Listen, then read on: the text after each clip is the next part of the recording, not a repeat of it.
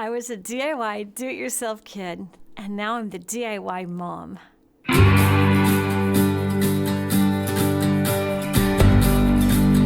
I grew up in the countryside of California in my early years, and there I did a lot of gardening. I taught myself how to cook. I raised chickens, even incubated them. I loved French Impressionist oil painting, and I ended up teaching a lot of kids and adults how to do French Impressionist art and teaching them how to cook in after-school classes. And that led me to starting a YouTube channel on cooking.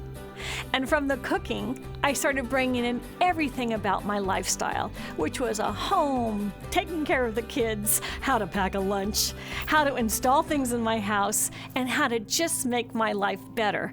And all the little DIY stuff I did as a kid. It all came home to roost. I'm able to incorporate products in a natural way, and that leads to great audience retention. I love being that how-to and DIY teacher on YouTube. Know me as Rebecca Brand.